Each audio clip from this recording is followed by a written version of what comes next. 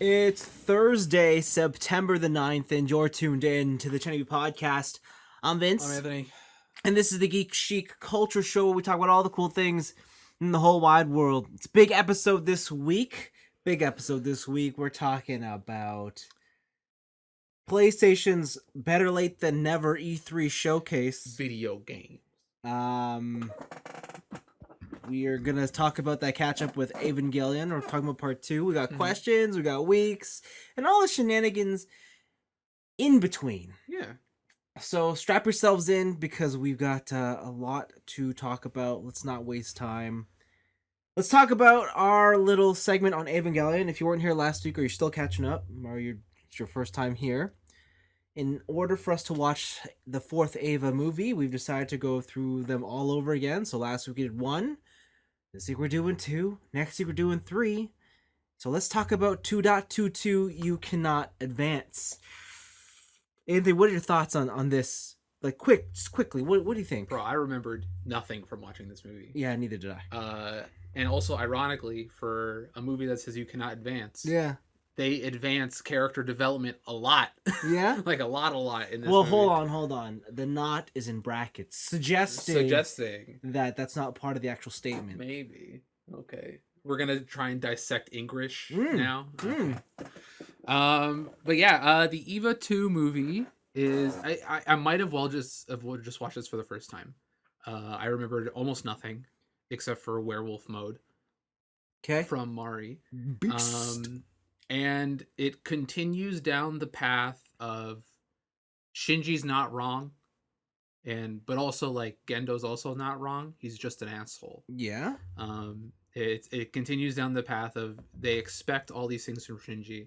And Shinji is right to freak the fuck out about what they expect him to do, what they forcibly put him through, and all this stuff. But there's that scene when Gendo's like, "You need to grow up," right? And this whole movie is like an analogy for just like doing things you don't want to do, and going from a child who's very self-centered and very narcissistic into someone who cares about others and will do things for others even though it gains them nothing or it even hurts them, and stuff like that. But the thing is like when Gendo says like grow up Shinji, being a little bitch, it's like, motherfucker, you didn't do anything to prepare him for this at all, right? Like the way he's acting is totally in line with the way he grew up, right? And they throw some stuff in there like flashbacks of small Shinji being like like, oh, you're just gonna run away again, you're just gonna blah, blah. It's like, yeah, nobody helped him. Like, you don't build up resiliency by yourself, and if you do, you get like fucking scarred from that shit, which Shinji is now, and stuff like that. So from a perspective of Shinji, like, he's not wrong. Gendo also did like the things that were needed to do in order to not erase humanity or not fail Nerve's whole thing. But it's cool to see now that like Shinji is also becoming a part of his own, and he's not, while he does like kind of fall into Gendo's plans over and over again, he throws enough wrenches in there to where it seems like Gendo is like, okay, he's actually like not just a puppet anymore. Right? When he's like, hey, leave. If you don't want to pilot this Eva, get the fuck out of here. And then Shinji's like, all right, peace out, nerds, right? And then Gendo's like, oh shit, hold on. No. So it's cool to see that development of Shinji. And yeah, Mari is a much needed addition to the cast, this cast, because holy moly, I think at this part when I had originally watched the show, I was just getting so tired of those three's dynamic of just like, I'm alone, I'm cool and redheaded, but I hate people, but do I? And then Rei just being fucking silent bitch, and then Shinji being whiny. But isn't that like every teenage classroom? Yeah, and I hated high school. So and then but like Mari comes in and she's just like, I guess the best way I can describe it is like psychotic optimism. Sure. Right? Of just like, I want to do cool things. I will do cool things, even if it comes at the expense of myself and my humanity, and I don't give a shit. I'm just gonna do cool stuff. Yeah. And yeah, she's like a much needed addition to the cast, I think. Okay. But yeah, overall, it's good. Got a couple chills when they played the kids singing music. And I was like, oh, this is so fucking creepy. Yeah. But other than that, I think that was a quality film. And I can't believe I didn't remember as much as I didn't remember. Right. Yeah, for sure. Yeah, I agree. I think this is a good movie. I always like this one better than the first one for many reasons. I mean, like, yeah, they add more characters, but it feels more like an actual movie as opposed to a compilation of episodes. Yeah, see, the first movie is definitely suffers from like Spider-Man reboot syndrome, where whenever they reboot Spider-Man and they're just like, okay, we got to show Uncle Ben die, we got to do this, that, and whatever. It's just like, okay, I know this story, but I know you have to do it because it's a new actor, but come on. Yeah, for sure. So yeah, this one has I feel like this one has like proper like climax, and it gets to certain points, and like even the ending is pretty epic. Yeah, pretty late title card leaves you on a nice cliffhanger. Yeah, so it was good. I had lots of fun with it. It does like raise more questions than it does provide answers, most definitely. and you're just like, oh right, that's right. You got to keep like none of these will get answered until like the end, and it's just like. And now that we're watching it all in a row, it's so much different than like. Imagine that ending. Yeah. Back when it originally came out in like what 2009. Yeah, 2009, I think. Yeah. And it's just like, oh, sick! I gotta wait another like 5 years to deal with this cliffhanger. Yeah, so it is one of those things, but I had fun with it. It was good. Yeah, I didn't remember much about it, but that's okay. It made it more fun to watch all over again. Yeah. As for the like Shinji versus Gendo, yeah. They both have their perspectives, they both have their stances, and like they're both stubborn about it. So yeah, and it's just clashes of will, pretty much. Like the point to where I forgot where Shinji was like, "Hey, if you don't get Rei or Asuka out of that model, like she'll kill you." And he's like, "All good to me, brother." Like, and I'm like, "Oh shit!"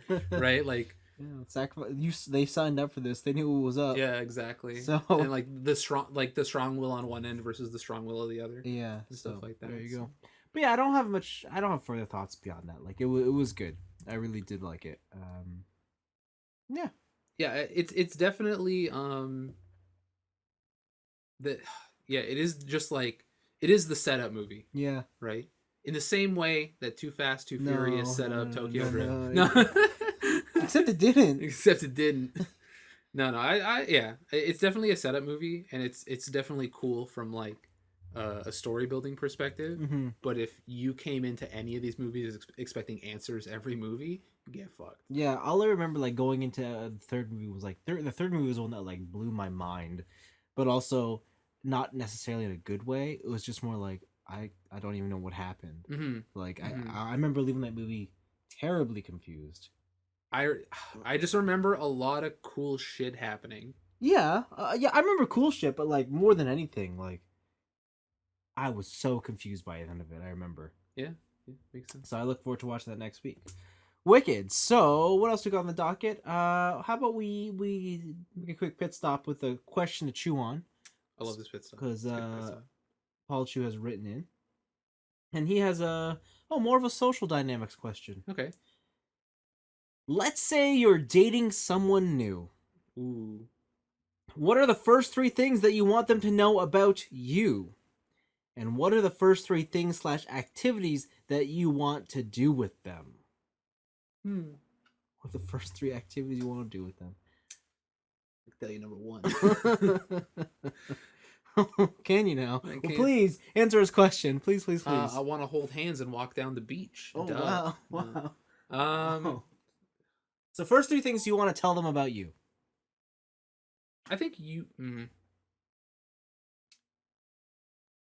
Sorry, I don't know. I was gonna say like I think you have more of a handle on like I have this set steps of what I want to do. You think I do? Yeah, I feel like you do. No. You sure? I play the crowd. Yeah, I also play the crowd. Right? There's never just like, okay, I'm going into this date with a plan. It's always I'm feeling it out. I'm seeing how it goes, and I don't know if there's anything important enough to my values to where it would be a problem to me, like on the receiving end. Yeah. But there are things I would want to know about them on the giving end, where it's just like, hey, are you extremely religious? Right? Is that like a very important part in your life? Okay, the question's about you, not about them. Yeah, but that's what I'm saying. Like, I always go the opposite way. Okay. So I guess it may be a little bit hard. I do definitely hide my video game addiction until the last minute. Oh, why? Huh? Why? Because usually I found that like opening up with that kind of stuff of like is usually just like a deal breaker no matter what, right? Even if that person may have like is interested or whatever, like for some reason that topic has like ended prematurely a lot of situations, at least I feel. Okay. Whereas when I took the opposite approach and I just leave it till later until they get to know me, then like those are more successful. It could be circumstantial. It could just be whatever. But I definitely have brung a girl or two over who have seen the collection and have been like shocked in like a negative way. It's because you didn't tell them. Yeah. But I'm trying to build up that like, aha, you like me now, get wrecked. Oh, that's awful dating advice. It totally is. That's awful. It totally is. Do not trap someone. But it's not like I'm bringing them down to my fucking murder den. Like, listen, piece of advice: just be honest about it. Yeah, probably. You know, like if they have a problem with it at the beginning, it saves you the issue of having to deal with it at the end. Yeah, it's true. It's true. But so, what 3 things you want people, or you want someone to know about you for dating them? I mean, I'm infallible. Infallible. Now that's a good quality. That's a good quality. Like honestly, nothing I do is wrong. No, I think the biggest one for me is just like how I take life in general, where like anything, no matter the topic, can be a joke. Okay. For me specifically. Okay. Like I remember being in like a relationship and my then girlfriend trying to console me about the death of my grandfather. Yeah. And I was just like, bro, he lived to be like 100. Come on, like just making super light of the whole situation. Okay. And like that could be seen as avoidance, or like sometimes it makes people a little bit like off-putting towards me, but it's never. Usually, if I'm saying something wild, like I would want them to know that it's usually trying to elicit a laugh, whether it succeeds or not. Okay. It's never anything like serious. And stuff like that. Okay. What about you? What else you got? What do you got? I'm trying to think. Like, if I have to tell any like 3 things that people need to know about me, or that I guess someone I'm first dating. I guess it could be about anything.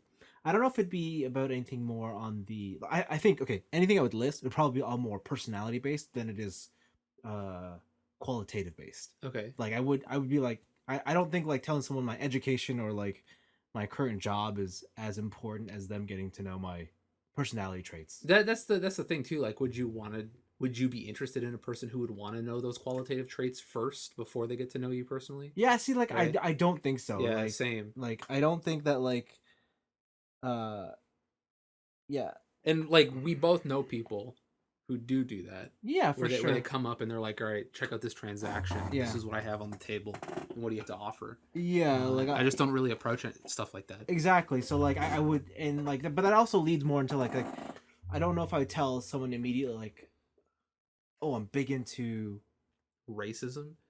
Totally. I'm a huge racist. Not really. It's more sexism. But no, but I don't think I'd tell someone to be like, oh yeah, I play a lot of video games, or I watch a lot of movies, or like I'm into like Formula One. Like I don't think like those are things I would list out like at least top 3. Like they're not things. So they'd all be personality based. And I think on that front, I would say, I don't know. I guess you're infallible. No. I don't know. It's tough to say.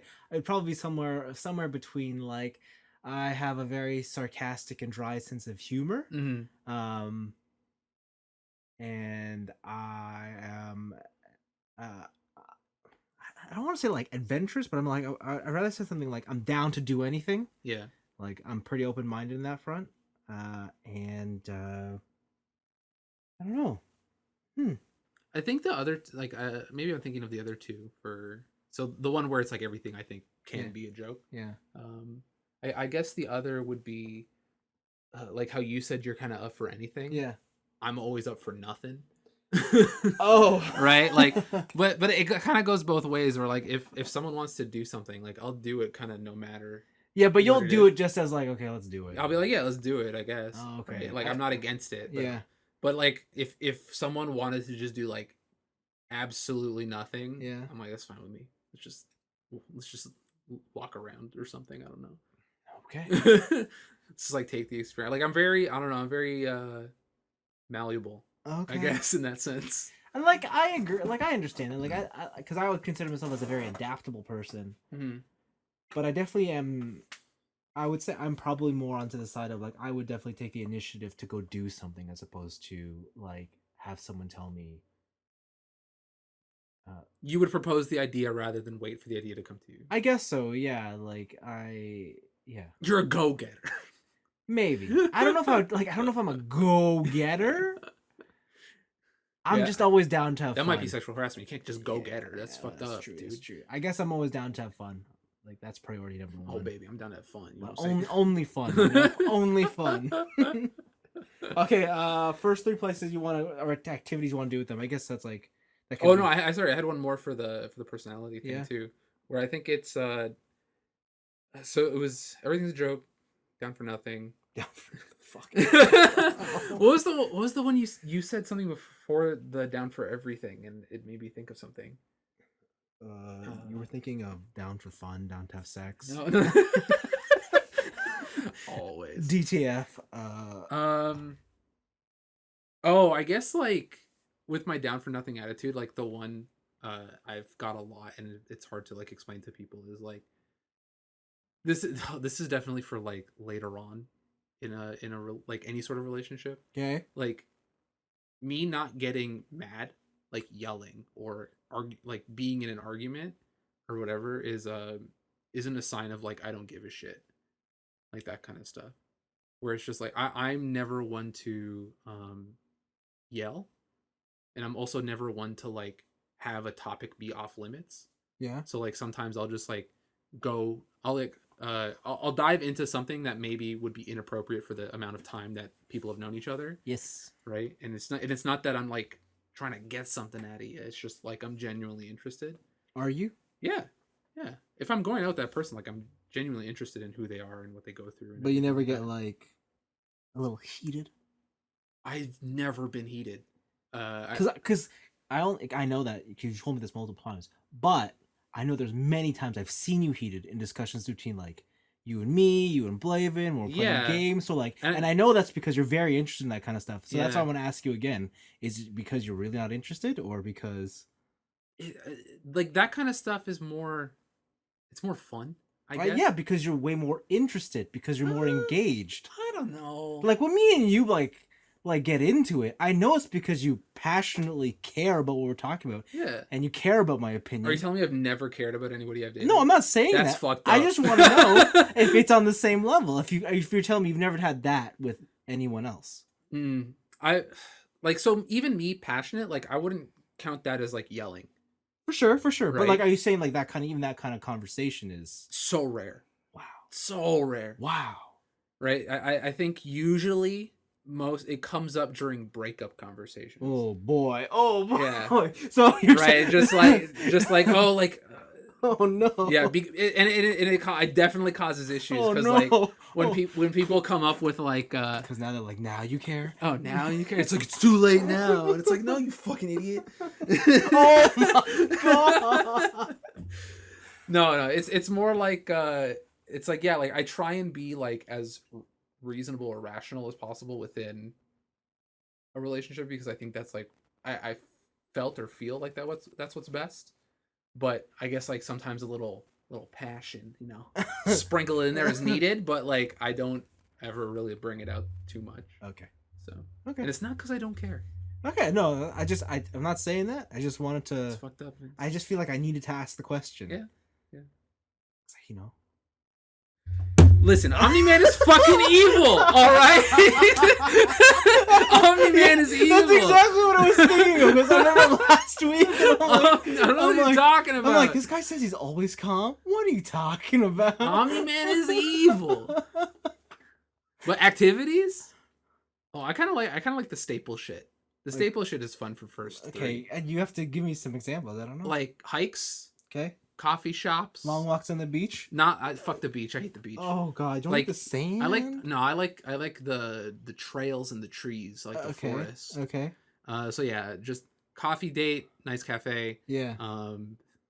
The walk, the hike, and something else quiet, maybe like a board game cafe or something like that, where you can you can gauge their competitiveness, I guess. Absolutely. Because that plays into a lot of a person's personality. Absolutely. Where if you like just absolutely dunk on them in something, and they get fucking heated, then it's like, okay, I know what kind of person I'm dealing with. Yeah, for sure. What about you? I guess I like the cliche spots. I think my favorite one is an amusement park. Ooh. See, I don't pick amusement park because I don't like roller coasters. Dude, what? I don't like roller coasters. Yeah, but there's so many things. Like, okay, if I didn't say amusement park, I could say Palladium, or a carnival, or like Dave and Buster's. Sure, like I love going to places like, I don't know. I guess because of like the hustle and bustle of the whole place, it takes a lot of edge out of the date scenario. True. Right, and then you can just like I said, I like having fun. Yeah. So like you have all those sorts of activities. I never actually thought about that as like a first time go. That's probably a good idea. It's because like I think the wildest in like a first three scenario is like mini putt. But even mini putt's kind of subdued. I think mini putt's very subdued unless you go to like some sort of special mini putt where like the whole point is to have a rave while you're mini putting. But then I think that defeats the purpose of mini putt. Yeah, exactly. So, but yeah, no, I love a good amusement park or like something of that nature. Yeah, board game cafe is great because you get to you get to talk with them, but also it's not 100% a talk. It's also like, oh, we're fighting or we're playing. So it's also like analysis too of like what games does she pick over what games do I pick. Yeah, and board game cafes are great because you have the board game, you have you and yourself, then you have whatever food you're also partaking in, and then I remember, I think one of the most funs I had at a date on a board game cafe was when the girl had picked out some games that she liked, and she fucking crushed me in them. Oh. And then I picked chess, and I fucking demolished her in it. Oh no! Oh no! Oh no! That's no fun. Yeah, it was fun for me. Wow. Well, it was fun for both of us. We traded on the fun. And then the one that frustrated us both was Candyland, because fuck that game. Candyland. Trash. I think the last time I did this, I got crushed at Jenga. How do you get crushed in Jenga? Well, I don't know. I played that one wrong because it was at the end of the night after I had a couple drinks. Then I was just like, oh, you're like, yeah, okay, all right, you're a wobbly. Yeah, she made the right call on that one. Damn. So cheating. Yeah, I think she read the situation real well. I'm like, oh crap. Yeah, and I also like hikes too. But they can't be. I don't want to. They can't be a simple hike. As like I don't want the type of hike where you're walking through and it's like completely paved and easy, yeah, fuck that shit. And like there's people with strollers and shit. That's trash. Like I don't want that. Like it has to be like a dirt road. Strap on your hiking boots. Yeah. Like you don't have to put on makeup. Don't put on anything nice. Bring a rain jacket just in case. Yeah. That's the good stuff. Yeah, like that's what it has to be. So yeah, those are probably 3 places I would do. There you go. Anything else you want to add on to Paul's question before we move right along, or? This is a pretty introspective question. I feel very vulnerable right now. Oh. And I think it's only fair that Paul writes back in with his answers to this question. Damn. And more specifically, what did he do when he met his wife? Oh shit. I want to know that because Paul's one of our few listeners. Yeah. He locked it down. Right? Like he's the living success story. Okay. So Paul, if you're listening, I feel like there's other listeners out there who have locked it down. They're not writing in. Who's oh god, what's his name? The Allied Forces one. Alias Angel Alias? No. Canada, America married each other. I think they. Oh yeah. Yeah. Is it Lan? No, I think it's Brian. Is it Brian? It might be Brian. Yeah. Anyways.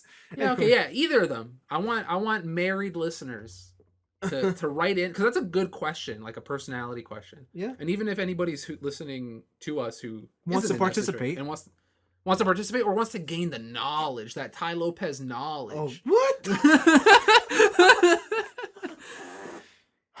Sure, I got all these cars. Dude, you throwing out quotes like that, no wonder you're not going to get a date. Yo, listen, if they're not down with Tai Lopez, they're not worthy, all right? Oh my God. You know what? I got nice cars. We know what I care most about? Knowledge. Oh. No. Did I tell you that I quoted him in a university paper? And what was the mark? What was the comment? I didn't get a comment on the Tai Lopez portion, but I did pretty good on the paper. I hope so. I mean, that man did a success story. He's a genius. Some would say. He's got that lake in his house or whatever, that fountain in his house. You see that Cody Co video? God, yes. What is knowledge? I'm only mad because I'm jealous. Exactly. All right. We only hope to be Tai Lopez one day. Yes. Well, no. But thanks. Thank you for the question, Paul. Let's move on to the main event. PlayStation. Mm-hmm. After ditching E3. Ditching Gamescom. Yeah. They decided that now, September the 9th, 2021, is when they would have their PlayStation Showcase, which is the closest thing to an E3 presentation that we'll ever get out of them this year. Yeah. I think maybe ever. Maybe, yeah. Yeah, maybe. Like at this point, like E3 is holding on by a thread. Yeah. So, but I mean, good for them. They left it to, when they felt like they had enough stuff that was ready to show. Yeah. And credit where credit's due. They showed a lot of stuff. Showed a bunch of stuff. A lot of stuff that was already shown. But there's also a lot of yeah, there's some new stuff. Like the new announcements they had were definitely, I would say, genuinely good announcements. At the back end, yeah. Yeah. No, I think the one they opened up with was still my favorite one. Really? KOTOR? Yeah. So go through. What do they show us? So the first, we're gonna go in order, and we're gonna, like usual. Yeah. I'm gonna say names. Yeah. And then we decide whether we want to talk about it. Yeah. And only one person has to want to talk about it. Yeah. All right, KOTOR remake. Hell yeah. Hell yeah. We gotta talk about KOTOR. Knights of the Old Republic. Star Wars is maybe one of the very handful of Star Wars games I actually enjoy. I would still say it's probably the best Star Wars game. Top 2. Are you gonna say Rogue Squadron? I am gonna say Rogue Squadron. I played so much Rogue Squadron, and I know that KOTOR is a better game than Rogue Squadron. How are you going to betray me like this? But the 1, 2, 3 for me is Rogue Squadron. KOTOR 2 more specifically. Oh my! You put 2 in front of 1. Then no. At number 3, Episode 1 Pod Racing. Oh no! And then at 4, KOTOR 1. How dare you? How fucking dare you? Dude, I know I'm wrong, but I'm gonna die on this hill. Listen, as long as you know you're wrong, yeah, that's more than I know I'm wrong, but that's my hot take. All right. Okay, whatever. Anyways, KOTOR is the best Star Wars game.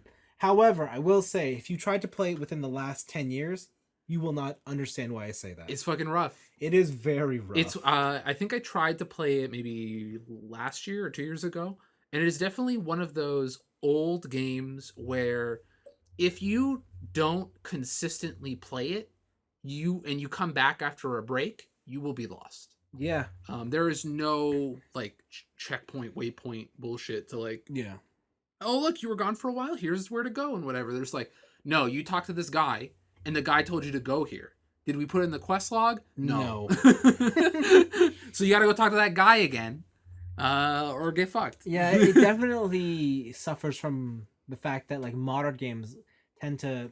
There's just so much quality of life features in modern games that playing something like this is tough to go back to, or if this is your first introduction to it, it's tough. This game is definitely, it was made during the transition between old Monkey Island adventure style brutality in terms of remembering where to go, and new stuff where it's very easy to jump back into something. Like he was in that transition period, but it still holds a lot of those rough edges. Yeah, absolutely.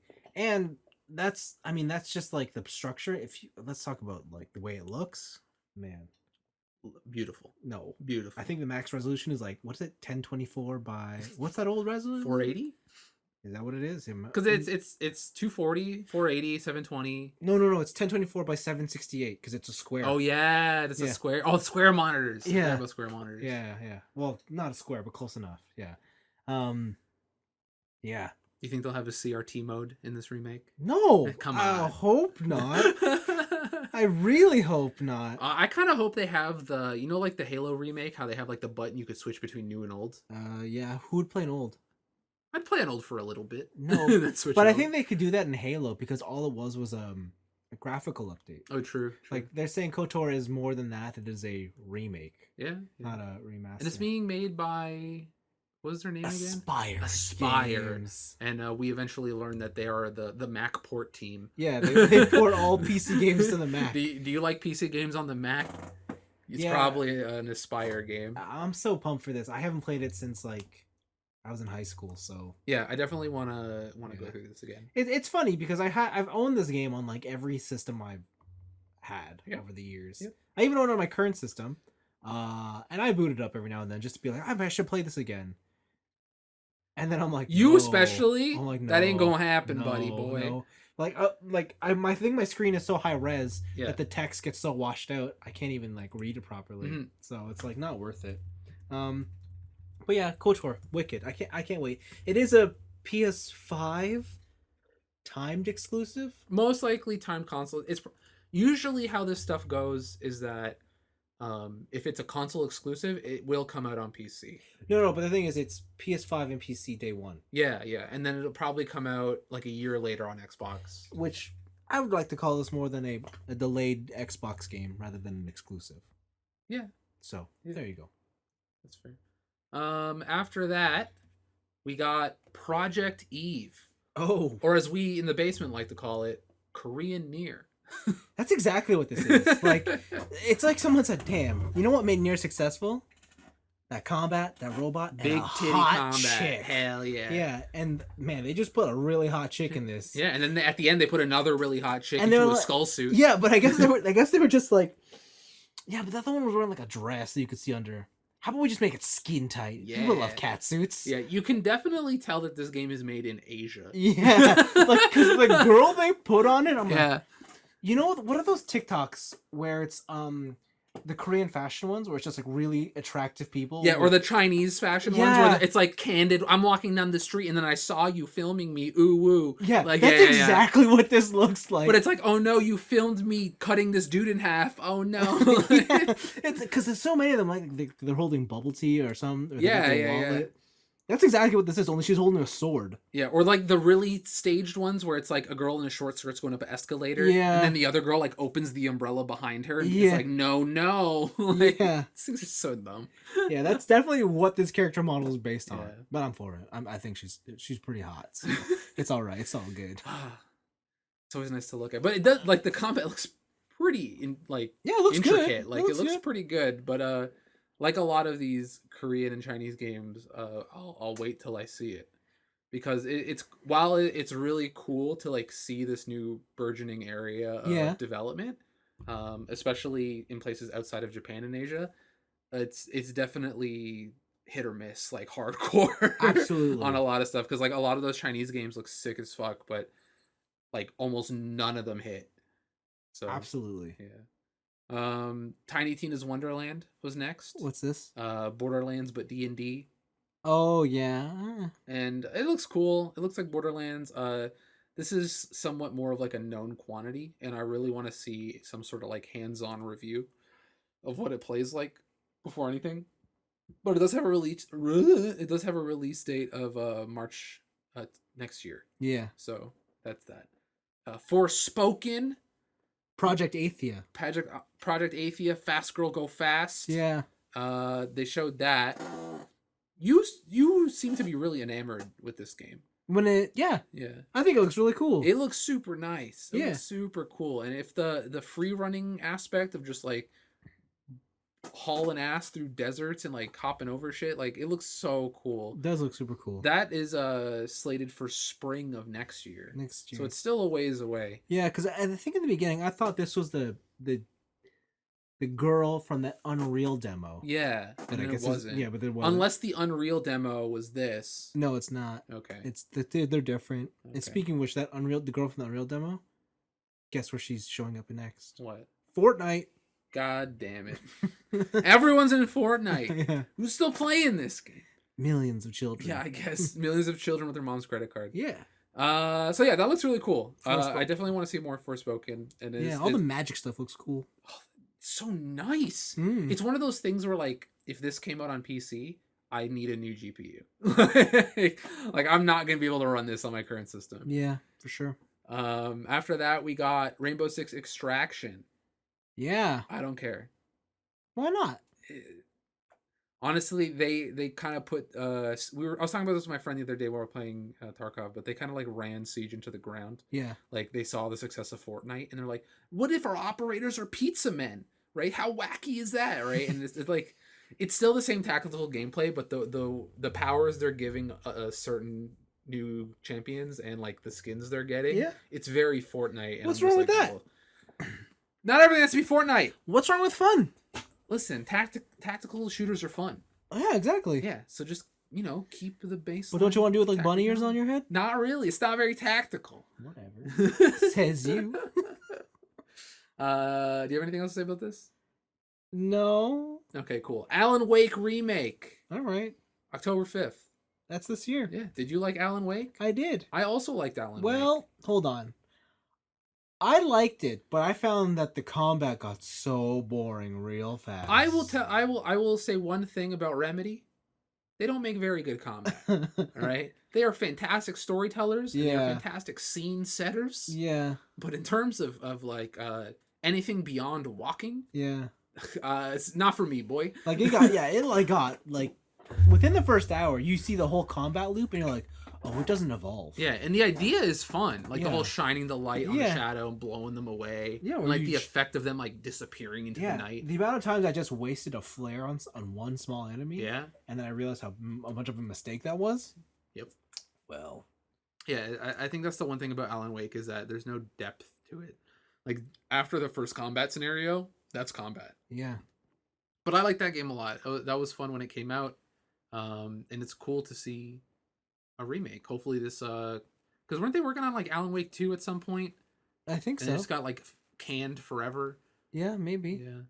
Yeah. I know that DLC came out. I don't know if I played I don't think I played the DLC. I think I just played that game. But yeah. October 5th, Alan Wake. If you never played it, it's probably the way to play it. Okay. GTA 5. Again. Coming to PS5. Next year, right? Yeah, next year, March 22nd. Wow. Jeez, okay. Who's still playing this game again?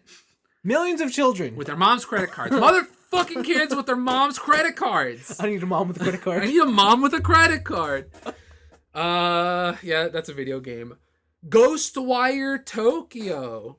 You might not remember this name, but you probably remember the spokesperson telling you the game that it's spooky. Oh, yes. This is that game. Yes. And they actually show gameplay now. It's like first-person mirror's edge shooter where you kill ghosts in Shibuya. So no release date, huh? No release date, but it's a video game. Like, it's actually a video game now. Okay. And it looks like a video game. Sure. And it looks nice. I believe you. Looks real. It kind of gives me like Condemned vibes. Remember Condemned? Yeah. Like the first person hobo beating simulator. Yep. With the pipe. Yeah. It kind of gives me that kind of a feel. And honestly, I'm totally down for that. Even though Resident Evil is all first person now, it's definitely it's not the same. I guess like fluidity. It's not the same atmosphere as those games. Right. So. This looks really cool. I'm pretty excited to see more. Guardians of the Galaxy got a release date, October 26th. Yep. That's also very soon. Yep. I still remember that first gameplay trailer being kind of boring. Mm-hmm. Just like run around a dude and shoot them because they're bullet sponges. Mm-hmm. But it seems like they're really going for it in terms of like Guardians of the Galaxy lore. Like they're really aping from the comics rather than the movies and that kind of stuff. And just the wild shit that they show in it seems really fun. Yeah. It's pretty cool. Yeah, it looks pretty cool. I don't know. After that, Vampire the Masquerade Blood Hunt. This is on PC, right? This is on PC already. People are streaming it. This isn't nothing new, but it's coming to PS5 this year at some point. Okay. But this is the Vampire the Masquerade BR. So this is not the new like single player Vampire the Masquerade. This is like a completely different thing. Okay. It looks cool. I've seen some gameplay of it. It's a BR. You like BRs? I love battle rifles. Not that BR. Oh, Baskin Robbins? Baskin Robbins. All 21 flavors, baby. After that, we got Deathloop. You care about Deathloop? Is this game out yet? I don't know. This is definitely... Okay. Whatever. It's Deathloop. There's a Radiohead game. What? You know the band Radiohead? Vaguely. They're re-releasing 2 albums. Why? Because they're re-releasing 2 albums, But Amnesiac and Kid A, and they're reissuing these albums. And one of the things they're doing is a quote digital exhibition. So you know how like there's like art exhibitions where you can like go see art at a museum for a limited amount of time or whatever. Yeah. They're making an Interstellar 5555 style visual experience in your PlayStation to listen to their albums. I guess that's cool. It's pretty cool. It's not something anybody does, so I'm excited to see how that turns out. All right. And those 2 albums are good. All right, sure. I don't take you as much of a Radiohead fan. So I don't take me as much of a Radiohead fan. So like, if you like Radiohead, this seems like the way to do it. Okay, good for you. But yeah, they're making a album game. Wicked. Then there was, I don't know how to pronounce this. Ticha? Huh? Tichia? The Chia? Oh, that thing. Yeah. At first, I thought this was a Double Fine game. Yeah. And then it wasn't. And then it's like a girl possessing animals, and she's on an island, and other people don't like that she's on the island possessing animals. Yes. I think I'm with you. I think this is either a pass or a discount. This is a free on PlayStation Plus title for me. This is just forget it even exists. Oh wow! I don't know if it's that bad. Who cares? Yeah, it's. I really don't know. What this looks like Dora the Explorer if Dora can go into the animals that she points at. Yeah. Yeah. Yeah. Okay. Uncharted 5. Is it 5? No. It's like, wait a minute. Yeah, the Uncharted series and was it Lost Legacy? Yes. Are coming to PS5 and PC. Yes. They didn't specify a date. They just said it's going to happen. Wicked. And if that means they can take Uncharted 4 and Lost Legacy and crank those graphics even further beyond, I'm down for it. Because those games look good. And those are definitely games where it's like, I can play this around non-gamers and they will be like, whoa, that looks cool. Yeah. Type of thing. Like just Indiana Jones. You gonna buy them? Are you still into that? I remember you were Uncharted fan number 1. Probably. Yeah. I haven't played Lost Legacy yet. Oh, have you not? No. I played it on... I started playing it on Crushing. Yeah. And then I got to a boss battle that you couldn't beat. That I could not beat, and then I put the game down and never picked it up again. Wow. Yeah, I was waiting for that DLC to go on sale, and then it did, and then by then I was like, I have other games to play. Oh shit. Yeah. I gotta play Mass Effect, all 3 of them again. Exactly. God damn it. After that, then we get into the back half where they're like, oh, these are like exclusives, or these are like only on PS5 experiences. Which I don't know how true that is, because the last one I believe was said to not be only PS5. Oh, okay. So we'll go through those. First, it was a teaser for Marvel Wolverine. Oh, yes. So the Insomniac isn't just making Spider-Man anymore. Seems like they are just getting Marvel licenses left and right. Because they're like, oh, you made one of the best games of the year when we gave you Spider-Man. So here you go. Yeah. So they're going to do that. And really all that was a rundown bar and someone trying to stab Wolverine. And then Wolverine had claws. And that was the end of the video. That was the trailer. I would like to see how a Wolverine game comes out. Especially with the last movie really being Logan. right, to see if they take on like that gruesome, brutal style and they transfer it to this game. From the trailer, it did seem pretty bloody, but there was no like obvious signs of like this guy got his arm cut off, like that kind of violence. Yeah. So we'll see what happens there. Mm-hmm. But it's just a teaser, not much to say. Mm-hmm. Gran Turismo 7 is a game. I mean, Polyphony Digital has been working on a game this whole time. Oh shit, secrets out. Yeah.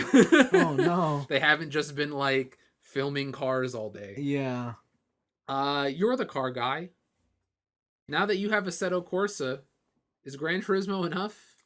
I don't know, cause like Gran Turismo, this trailer absolutely did not show any like innovation.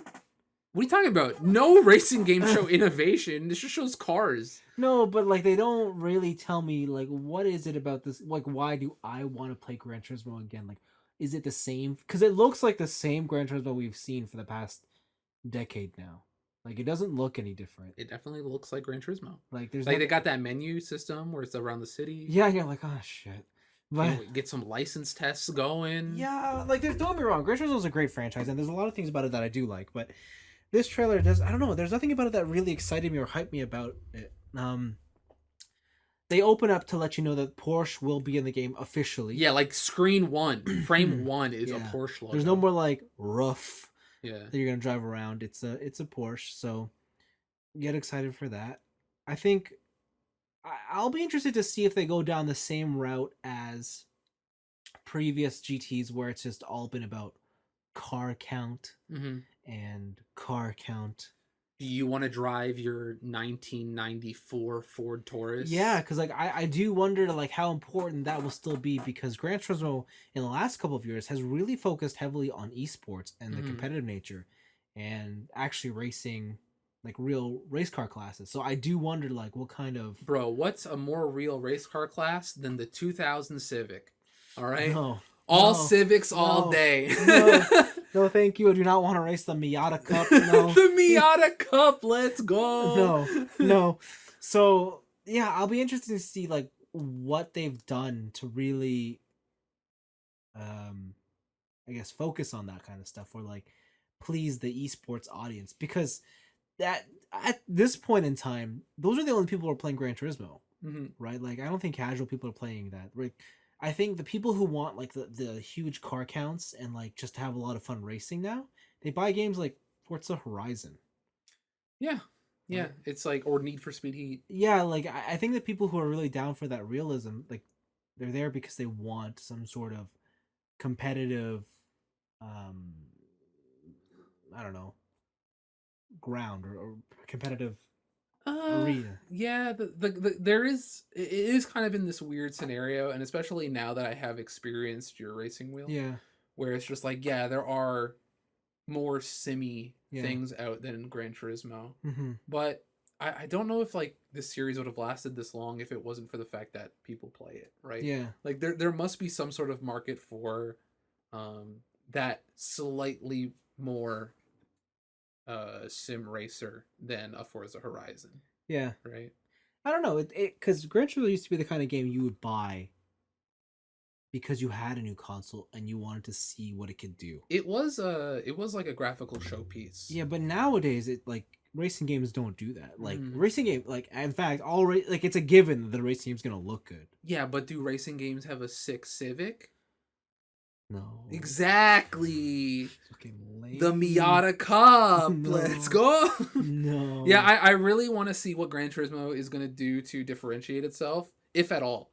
Yeah. Right? Like, or is just being the car count game enough? Yeah. That'll be interesting to see.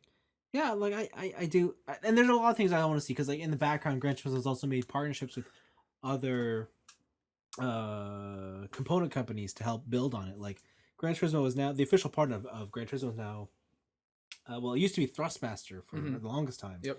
But now it's Fanatec. So they switched over. And if you know anything, Fanatec or Fanatic is like kind of the esports premier brand. Yeah. So like, if you want a racing wheel, yeah, you buy one of those. So I don't know. We'll see what happens. Yeah.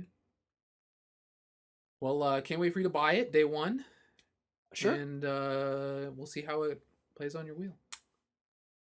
I don't think it will play on my wheel. Is your wheel not PS5 compatible? This one is, but okay. The one I'll have next month won't be. Oh, you're getting a new wheel, like a wheel. Yeah. That you can put in your car. No. Oh, you didn't get that one? No. Lame. No. Ugh.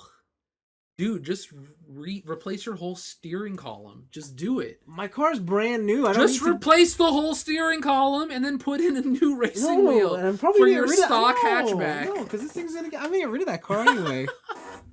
All right, okay. Then the one you were probably most excited for, Spider-Man Duh. Yeah. Featuring not 2 but 3 Spider-Men. What? Because one's Venom. Oh. Okay. So it seems like Peter Parker and Miles Morales are fighting together. They're a duo. And then Venom's like, man, these guys fucking suck. So I think the more clever thing about this trailer is that even though they explicitly tease Venom, there's a person that's narrating before Venom starts talking. And it sounds like Taskmaster. It's not. It can't be. Is it Moon Knight? I don't think so.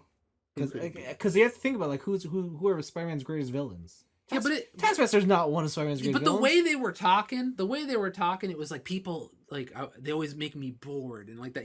It's like someone who always wants to learn. Yeah, and like that's Taskmaster. No, but he specifically says something. What does he say? He's like, maybe you'll provide me with the hunt that I'm. Beastmaster, whatever the fuck his name is. Kraven the Hunter. Same thing. Kraven the Hunter. Is he gonna come out in his leopard leotard? I hope so. That's the only way, to be honest. God damn it, I hope so. Yeah, he's gotta. That would be cool. If Kraven the Hunter came out. Yeah. I hope he kills Spider-Man. Well, which Spider-Man? All of them. All of them? Yeah. And then Tobey Maguire comes out of a portal. Oh, no! And he's like, it's pizza time! No! And then the last one, which is arguably the biggest one. Yeah. God of War Ragnarok. Yeah. They showed a lot more of that game. Like a lot. A lot. Atreus is no longer a child, but he is a teenager. Yeah. Kratos is still trying to be a father, which was fantastic when Atreus was like, stop thinking like a father and think like a general for once. Yeah. And immediately he snaps. He's like, you don't know me! You don't shit. You don't know shit, dumb bitch. But God of War showed a lot of things, and that game looks really fucking nice. Yeah, it does. They surprisingly to me, they said that this is going to be the final section to the Norse portion of the game. Okay, I think it has to be. Was it titled like Ragnarok? Yeah, I think. I don't think you can. What's the next step after Ragnarok in Norse mythology? I don't know Norse mythology. Maybe there's something after Ragnarok. Okay. But I thought how the game was going to go out was the first game, and then the second game was going to be Thor, and then the third game was going to be Odin. I don't know if you could have Thor without Odin. It could be. I don't know. I think you could. You could leave it on a cliffhanger, like you kill Thor, and then Odin's pissed that you killed his son. Nah, maybe. I don't know. Sure. Maybe. So yeah, they showed off a lot of like story elements too. A couple giants. Okay. The Norse God of War has been shown. Oh yeah. And he's like 10 feet tall. Yeah. Looks dope as shit. But when they say final Norse portion of the game, I feel like it kind of implies that they're going to have more mythology to explore. I definitely believe so. And what mythology would you want to see, Vince?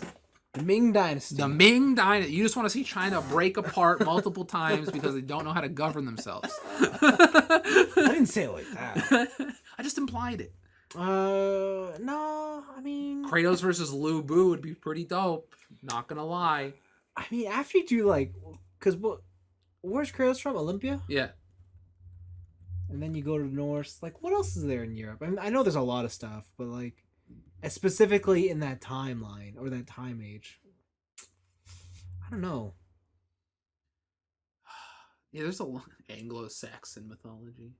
Like, is he gonna go next to King Arthur? Is he gonna wield a sword? Like, what's up? So, yeah, they did Greek mythology, then Norse. Chinese would be cool. I think, yeah, Asian mythology would be pretty sick. Japanese has, like, Izanagi. I told you guys about, like, him lifting the spear out of the ocean and creating life just by wielding his weapon and some bullshit like that. Yeah. And there's Celtic could be close. Yeah. Right. Even Egyptian stuff would be sick. Okay, Egyptian would be cool. Yeah. Like Hindu, like Buddhism and stuff like that. That'd be sick. Yeah, that's true. I guess those are. I guess you know what? They'd probably do that before they do. Asia. Hang out with Astra. Yeah. Okay. And then Deborah Connect 2 brings back Asura's Wrath. No. Oh baby, the crossover the fans have been asking for. Literally, no one has asked. I asked it just now, so there's one literally person. No one. No one has asked.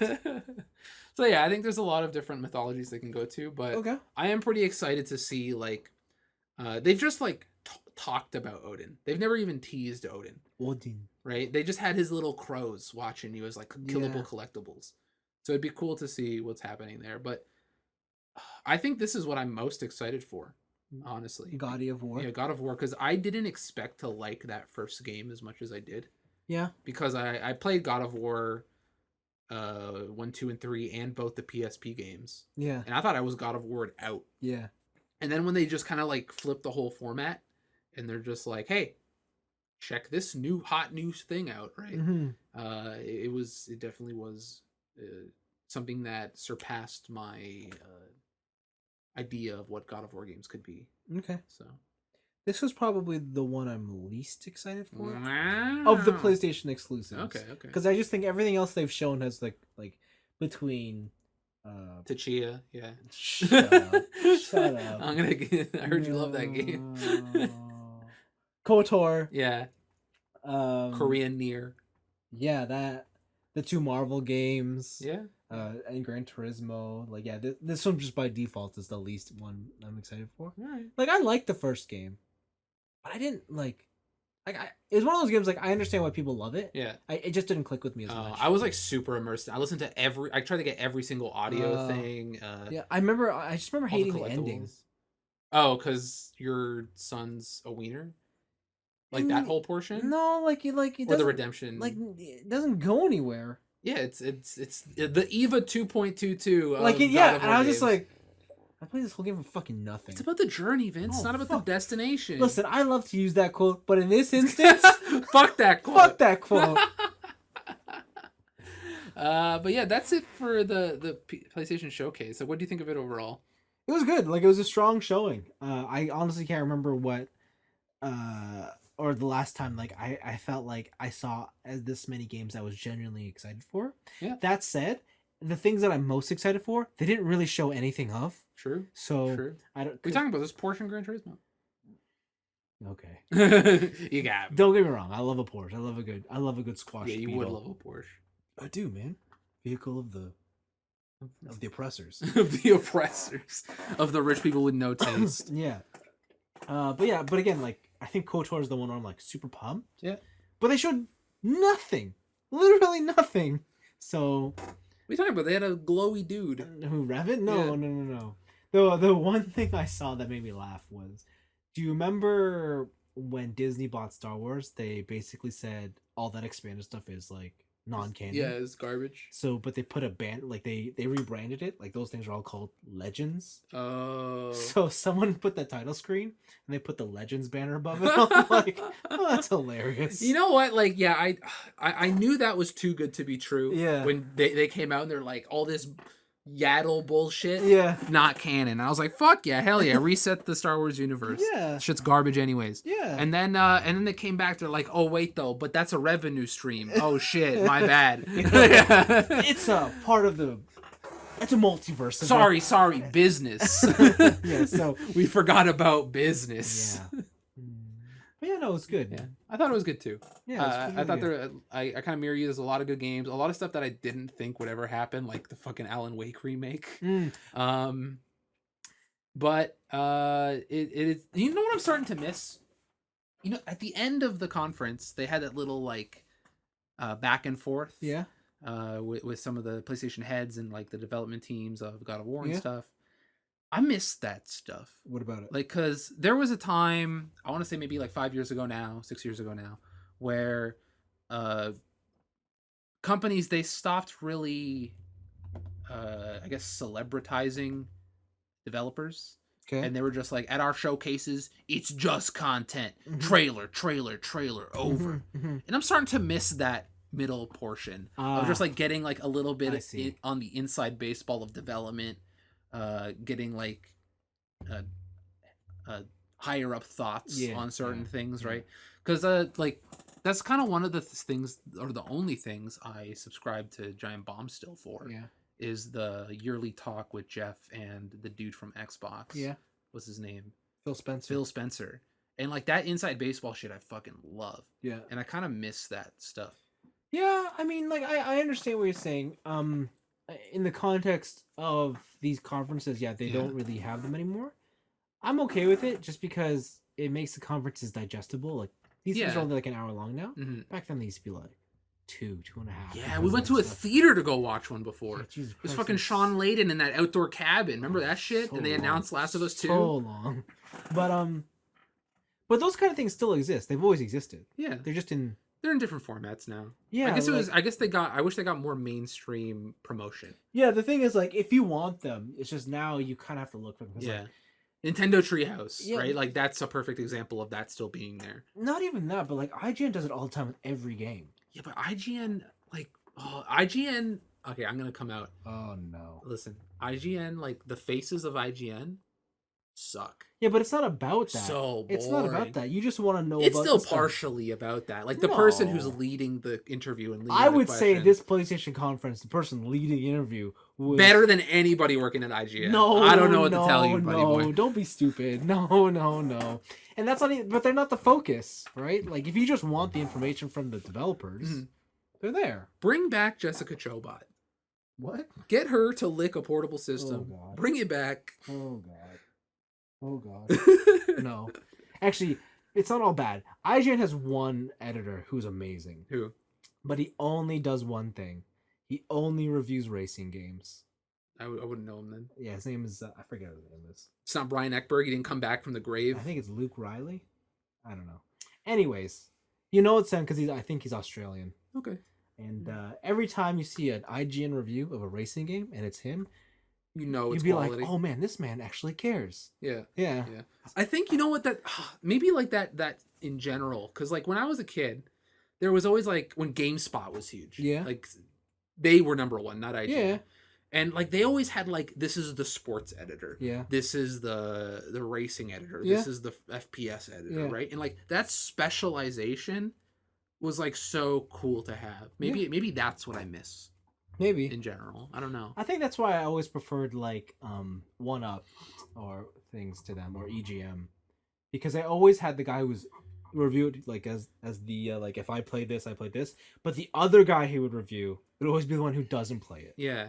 And well, that was like OPM. Yeah. Like when OPM had their podcast too, and then the fucking Man God came out, and he's like, every game that's bad is good. Yeah. And then James Milkey would come out and be like, you're a fucking idiot, and you suck at Virtua Fighter. Yeah. Yeah, and I guess I kind of miss that kind of back and forth, like specialization stuff. Yeah, but good showcase. Yeah, it was a good showcase. I liked it. Two things I would say about it is, looks like none of these games are coming out until next year spring. Any of the exclusives, yeah, pretty much spring next year. The only two I think that were this year or even had a date were Guardians and Masquerade. Yeah, so there you go. I want to know, Anthony, are you convinced to buy a PS5 yet? Yeah, I think I'm getting there. Yeah. And I think we're also like in the realm of like, here's this version of the console. Yeah. Right. Especially with their whole thing of like, oh, we're gonna start supporting NVMEs, like certain NVMEs to play PS5 games off of, so you're not locked on storage. Yeah. And I'm like, okay, all right. Do you see that the PS5 already had a hardware revision? Did it really? Yeah. Oh wow. Like visually you can't tell it's different. Yeah. But they changed the internals already. Like the chipsets? Yeah. They changed the screw that comes with it. Okay. For the stand. It's now proprietary. No, I think now you don't need a tool. Oh, nice. Like, it's just with your thumb. That's a nice feature. But the bigger change they made was they changed the heatsink. To not be dog shit? No. Or to be more dog shit. Yes. So basically it has it's half the size of the one in the launch version. Why would they do that? I don't know. That's it weird. It runs, I think it's ever so slightly louder now. Because the fans have to spin up more. Yeah. I guess because they did the teardown. That like it has half the copper as the original one. God damn it. Yeah. So it's food for thought. This is like the opposite of the PS3 problem, where like every 60 gig PS3 broke. Yeah. Damn. So there you go. Oh yeah, that's good. And then we got picks. Vince, what do you got? I got 2 here. First is from Lego, the official Lego team. Mm-hmm. They have a new collaboration with Nintendo. Yes. They're doing a question block from Super Mario 64, and the question block opens up into mini worlds from Super Mario 64. I thought that was really cool. Yeah, it was really cool. I love how they put the one with the penguins in it. Did you see do you ever play, what was it, Psychonauts 1? Nope. There was a level in Psychonauts 1 where you go into one person's mind, it's just a cube, and then each side of the cube opens up into different like compartments of like fun stuff, and it reminds me of that. Well, that's cool. And it's like a really cool design. I want to see how that's like built. Yeah, because they fold it in, and and it's like compact. And I got it like it seems pretty sizable. Yeah, I think it's $170 American, so it's not a cheap set. Mm-hmm. But then again, Lego's never cheap, so what are you gonna do? But yeah, no, it cheaper looks than cool. a Star Destroyer. I mean, it's definitely cheaper than a Star Destroyer. Okay. I saw a TikTok recently where some guy threw his friend's Star Destroyer off the second floor of his house. Wow. Just broke it. Damn. I wonder how much money he got for that. I wonder if he's still alive. Damn. Okay, cool. Yeah, so that was the Lego one. And then I think the big news or the big trailer that came out this week was The Matrix Resurrections. I thought this was over. Apparently not. All right. Apparently not. The Matrix Resurrections. John Wick stars as Neo. Yeah. Keanu Reeves is definitely playing Keanu Reeves in this movie. Yeah, he's 100% like, who's Neo? Like, this is definitely Keanu Reeves. Yeah. That whole part where it's like, you don't know me, and then he blows away the whole training facility. Yeah. So I didn't watch 3. I didn't watch the final one. You didn't watch Dragon Ball Z? I did not watch Dragon Ball Z. So is there a reason why there's no original Morpheus in this movie? Story-wise? Just say yes or no. How can I put this? I didn't watch 3. Oh, wow. All right. Then how do you know it's Dragon Ball Z? Because I saw some clips and I'm like, whoa. So are we saying that after Eva's over, we got to start giving our thoughts on The Matrix? No. But the thing about this trailer is... True. We should play the Matrix Reloaded video game for the PS2. I'd rather play the MMO. No. It was that, and like, was it that whole era? It was that Auto Assault. Do you remember Auto Assault, the MMO Twisted Metal? Oh yeah. And Hellgate London. Yes. I heard Hellgate actually ended up being pretty good. I heard it was too. And I heard there's like private servers now. Okay. Like, so if you have a copy, you can still play Hellgate London. Yeah. Okay. But yeah, so The Matrix comes out December. Sure.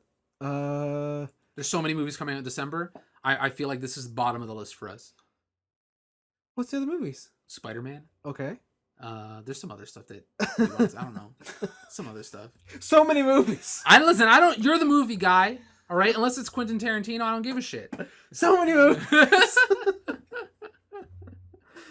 All I know is there's James Bond, Eternals, but those are before December, so. Oh yeah, Eternals, yeah, and James Bond. True. See, you are the movie guy, you know. Okay. Sure. Yeah. No, there is something else. December 22nd. I can't remember what it is. Marvel related? No. Star Wars? No, it's not. It's neither of those. But I don't know what it is. It's going to kill me that I don't know. Cause we'll probably shut this episode off and you're going to immediately remember. Yeah, I know Dune is coming out soon, but that's not it. See, look at all those movies. Shit. I guess everyone's just really, like, COVID's over. Yeah. We say it's over. Go to the theater. Go to the movies, get COVID, you losers. Yeah. But anyways, Matrix. Check it out. It's coming. Yeah, it's definitely The Matrix. Yeah. So anyways, let's move on. What you do with your week? What happened? No, I have one pick that I didn't post. I forgot. So I was originally had no picks. Okay. But now I have one pick. Okay. And it's to talk about the Nicktoons Smash Brothers that's coming out. Yes. Remember that? The Nickelodeon whatever? Yeah, with what's his face? SpongeBob SquarePants. Yeah, that's the one. I'm going to show you a clip. I'm not going to explain it to the audio of you listeners. Yeah. And I'm going to explain it after, but I want to get your reaction. Okay. So take a look at what SpongeBob... My glasses are on. does in this video here. Okay, I'm looking. Just chilling. Wait. Oh, you saw that right. Wait. Oh, check that shit out. Wait, what? Check that shit out. Wait, why is he wave dashing? So, let me tell you. Wait, what? Is this really just Smash? The Nickelodeon fighting game has both triangle jumps and wave dashing. Oh. Yeah, he came down real quick. Like, what the? So, what I'm saying is SpongeBob only Final Destination. Wow. Meet me at the tournament. Bring the GameCube controller. What is this game? This game got infinitely more interesting. Is it just SpongeBob? I don't know. So that's the thing. I don't know if it's just SpongeBob. But people are now hyped to have a Smash Bros. I would be hyped too. I'd be like, what the fuck? Bro, again, you can't touch my Reptar. Yeah. It's gonna happen. Like, I'm ready. The FGC is kind of losing their shit, or at least the Smash portion of the FGC, where they're just like, holy shit, it's Melee. Holy shit, it's Melee. Wow. And so the expectations are through the roof now. But it's gonna flop hard. It's gonna. I feel like kind of. Oh no! Just boom! It's gonna go down. So we'll see how it goes. But that was really exciting. Someone who's working on that game really wanted a new Melee. Yeah. Wow. Yeah, but that was my only pick. I've been so deep into something that's been in my week. Yeah, tell me about it. Oh, and that something is Tarkov, baby. Yeah. I've been playing Tarkov a lot still. What's the full title of this game again? Escape from Tarkov. Escape. Okay. Escape from or EFT. Yeah. No, it's not. If you Escape from Tarkov, I've been playing that still. I tell you a lot about it. But there's been two major updates that happened. One is I got to level 20 and I unlocked the flea market. Right. This is a different game. Okay. I am now playing the market. Okay. I'm going into raids, getting items to then barter on the flea, so I can see that if I can get more money, I can maximize my profits on the trading system. Sorry, what do you need profits for in this game again? You need hella rubles to buy shit. Like, buy what? So the biggest expense you most likely have is your hideout. So in your hideout, you can upgrade different stations, which give you access to different things. So you can get a shooting range in your hideout. You have like a nutrition station, a lavatory, and a workbench, all of which you can, and a med station, all of which you can craft things out of other items. And to be honest, finding a lot of these items hella hard. So why not buy them off the flea market and stuff like that? And once you get into the flea market, it becomes a lot different. It becomes less of a game about survival and scavenging, and it becomes more about a game of capitalistic profit maximizing. Yeah. And you're thinking about like profit per square in your inventory when picking up items and stuff like that. And this is perfect because they just released a mini title update. Because remember, this game is still in beta, so they're changing things rapidly. Yeah, just all over the place. They now have what's called a dynamic loot system. So what the Tarkov format was before is that you'd pop in. If you know the map, you know exactly where to go, and depending on your spawn, if you memorize the loot, you just go, okay, I go here for meds, I go here for food, I go here for some tech shit. I loop around here, go to an exit, extract, right? It is very formulaic. But now the loot is... You can find more loot in different areas. And what this means is that players who are willing to go out of the way of the most efficient route are now rewarded with better stuff. And I have found rare items like there's this statue set. It's a cat, a lion. I found the lion, which is like one of the rarer ones, and a little container that nobody really goes to because it's really out in the open. But because I'm a scav, kind of don't give a shit. Yeah. So you go out there and get more stuff, and it's rewarded exploration a lot more in the maps that are all static. Okay. So that's been really fun, and I've learned now the importance of ammo. It does not matter what gun you have. You could have a fucking Mosin, like the end from Metal Gear Solid 3 Mosin, or you could have an auto sniper, or like the sickest bolt action you can buy on the market. If your ammo is dog shit, each gun is dog shit. Huh. And I'm starting to learn the importance of ammo, especially when it comes to different types of armor. And right now, it is all about the meta is armor penetration. If you're using any sort of rifle or shotgun, so if you're using like an assault rifle, if you're using just like a standard combat shotgun, Yeah. you want those armor piercing rounds, you want those armor piercing slugs, and you want to go for center mass. But if you're going like buckshot shotgun or you're going SMG, there's what's called the leg meta. The leg meta? The leg meta. And right now in Tarkov, there is no armor for your legs. And so what happens in the damage system is that when a limb or a section of your body gets damaged enough, it gets blacked out, meaning it's just gone. So if you black out somebody's leg, they can't walk. They have to hobble and they can't sprint. Yeah. Unless you're on painkillers and you can just run through the pain. But the thing is, when a limb is blacked out, that limb or that section of your body takes an extra 50% damage. So you take 1.5 times damage. So with a submachine gun, you just aim at their legs and go until they die. Yeah. Or with a shotgun, you take the Magnum buckshot, which is the buckshot with the most amount of pellets per round, and you blow their kneecaps out. And it's learning the different bullet types have kind of taken my Tarkov career in a new direction. And what I mean by that is I can now kill people. I don't just immediately lose in firefights. And it's kind of changed the game where I'm not super scared about getting into a fight anymore, and knowing what situation to be in for what weapon I have and what bullets I have in that weapon just changes it completely. It's like night and day. I've been doing a lot of stuff on Tarkov. Right now I'm a food czar. I'm playing them. Sorry, what? So I found this hot spot. I'm not even gonna say where it is. Wow. It's on Interchange.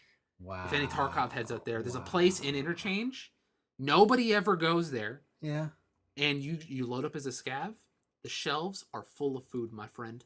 They are they're full of sardines. They're full of shelf stable milk. They're they're full of all that good stuff. Living in the luxury. In luxury. And what I've been doing is I've been getting all that stuff and flipping it on the flea for 12,000 rubles a can.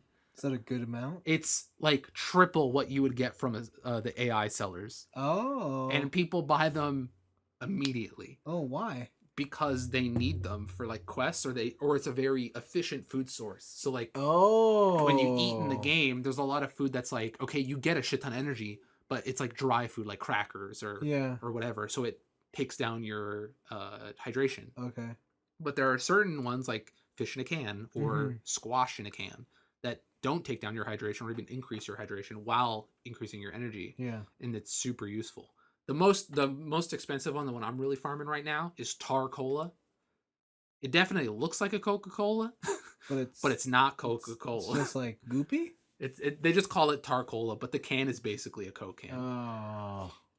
And that's good because it gives you passive energy regeneration because it cranks you so full of sugar. I say, okay. And those sell for like 20K a can on the flea. Wow. And stuff like that. And so the game has kind of become Path of Exile in a sense. Okay. Where you kind of get to a certain part of the game where you are now farming currency instead of farming levels or people. And I've kind of noticed that like a lot of these like more hardcore games, people who play them really love that like economic component. Yeah. So it's pretty cool. I don't know. I like it. I'm into it. Nito Bandito. I found a new reason to play as if I needed one. Okay. After that, I've been playing. I played some games with my friends that are more like party games, I guess. Okay. So one is Invisigun. It's an indie game on the Switch. Yeah, I'm trying to remember this one. Do you remember? Do you know like what can I say? Like, what's the Arrow game? The Arrow game? What's it called? Something Tower. Fuck. I can't remember. But you shot arrows at each other. It's a 4-player game, and like whoever is the last in the round wins the round. Okay. Right. This is a game like that where it's a elimination, But how it works is that you're on a Bomberman style grid. Yeah. And each player is a different character with a different ability. Yes. And you are always invisible, except when you shoot. When you shoot or use an ability. And then you're briefly revealed. Or if you bump into terrain. Okay. So you don't know, or you know where you are. And then while you're moving, you kind of have to guesstimate where you are in relation to other people. Yeah. And it's super fun. I thought it'd be too confusing to play just because everyone's invisible. But it's actually, once you get the hang of it, it's... If you run into another player, do you both show up? You both bump into each other, get paralyzed for a second, and you can't do any actions. But you're both like staring each other down, and you're like, what do we do? And there's certain character, like each character has a different ability. So, for example, one character has a drone that'll go in a straight line and bounce off the wall. But if it goes over anybody, it detects them, and then you can press another button, and it'll shock them periodically, revealing their position on the map, no matter where they are, because it's locked onto them. There's another character who can send out a decoy of themselves. So while you're invisible, you press the ability button, and then the decoy is running around, and you can set up like fake traps and stuff like that. Okay. It's like, oh look, I bumped into this by accident. Someone will shoot the decoy, not kill him, and then you come around and blast them away. Yeah. But the downside of that is that your real person is stuck in one spot. Oh. So if somebody just happens to run into you or just happens to shoot you, it's done so. Okay. There's another character with a sword. So they get a melee attack if they're up close, like you shot, or you can like delete bullets with your sword if you're good enough at timing. Wow. And stuff like that. It's really fun. It's really fun. Cool. I really enjoyed it. And then the other one I played was honestly, it's a Wii classic. Have you ever played Fortune Street? No. So let me tell you about Fortune Street, Vince. Okay. Imagine in your mind a grid-based Mario Party game. Oh, okay. Right, and you roll dice and you go around the track. Yeah. You land on squares and the squares do stuff. Yeah. But you cut out all the mini games. Oh. Okay. And you add a stock market and investment trades. Oh. Wow. So Fortune Street is apparently a game that came out like in 1991 on the Famicom. Oh, wow. And I didn't know this.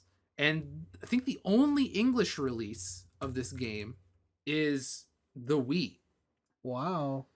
So, it was created by Yuji Horii, the Dragon Quest designer. I didn't know that. Dude was fucking bored. I guess. But how the game works is that you pick your character, you pick a board, and exactly like Mario Party, you roll dice, you go around the board, and there are different districts in each board. And on these districts are open plots of land. Okay. And if you buy that plot of land, you can build something on it. And then if other people land on that, they have to pay you a fee, kind of like Monopoly. That sounds incredible. The difference here is that you can take your money and you can invest in districts. So say you don't have any houses in District B. Yeah. Right? But you're like, fuck that guy. He's buying all the houses in District B. Yeah. But you know he's going to dump a ton of money into those assets and make that district rise in value. Yeah. You can buy stocks in that interest, which then appreciate the more he invests in his own stuff. Okay. Right? So if you get like landlocked out of a section, you're not hopeless because you can get in on the ground floor and do whatever. Okay. And how the game determines a winner is it's the first person to reach a certain capital threshold and then make it back to the bank. I see. And so the map we played on Delfino Plaza, it was like the first person to 15,000 gold and make it back to the bank, they win. Right?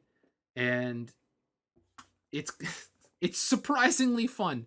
For a game with no mini games, and it's strictly strategy, it was really good. I made a ton of my money just investing into the AI property, and having my stocks go from like 11 gold a share when I bought it to like 40 a share, and stuff like that. You can forcibly buy out people's areas and do a hostile takeover. Oh my! So if you land on someone's home, or whatever, and after you pay, you have enough money to equivalent of 5 times the amount that the property is worth, you can do a forcible takeover and just take their property. Huh. Which makes you asset rich, but it makes your opponent cash rich because the cash goes to them, not to the bank. Huh. So then they have more money to fuck around, but now they have less assets. Yeah. And stuff like that. And it is like Ruthless Business, the board game. And it's super fun. Really? I really enjoyed it. Okay. Highly recommended. I saw there was a PS4 version of the game that came out recently with like Final Fantasy and Dragon Quest characters. Yeah. But it's only in Japanese. Ah. So not gonna get it. Okay.